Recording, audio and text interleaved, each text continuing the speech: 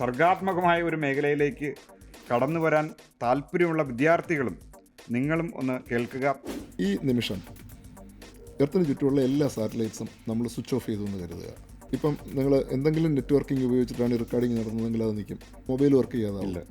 ആ ഫോട്ടോയാണ് എല്ലാവരും ഇങ്ങനെ ഒന്ന് കണ്ണ് ചിമ്മിയാലേ ഒന്നും കൂടെ ഒന്ന് ഇത് ശരിയാണോ അതോ ഇത് കൃത്രിമമായിട്ട് ഉണ്ടാക്കിയതാണോ എന്ന രീതിയിൽ വരെ തോന്നിപ്പോകുന്നതാണ്. നമ്മുടെ സ്റ്റാർട്ടപ്സും നമ്മുടെ ഇൻഡസ്ട്രിയും നമ്മുടെ അക്കാഡമിയെയും ഇസ്രോ പോലുള്ള സ്ഥാപനങ്ങളും ഇസ്രോ DRDO തുടങ്ങിയ സ്ഥാപനങ്ങളും ഒരുമിച്ച് ചേർന്ന് പ്രവർത്തിച്ചു കഴിഞ്ഞാൽ നമ്മൾ വളരെ അൺസ്റ്റോപ്പബിൾ ആയിട്ടുള്ള ഒരു പവറായി മാറും. സ്പേസ് സെക്ടറിലേക്കുള്ള തൊഴിലുകൾക്കായിട്ട് അവർ എന്ത് പഠിക്കണം? ഇപ്പോൾ ഇസ്രോ പോലുള്ള ഒരു സ്ഥലത്ത് നമ്മൾ സെലക്റ്റഡ് ആവണമെങ്കിൽ സബ്ജക്റ്റ് നോളജും നമ്മുടെ ആ ഒരു ഡെപ്ത് ഓഫ് അണ്ടർസ്റ്റാൻഡിങ് വളരെ ഇമ്പോർട്ടൻ്റ് ആണ്. ഇന്നലെ ജോയിൻ ചെയ്തൊരു ജൂനിയർ എഞ്ചിനീയർ ആയിരിക്കും.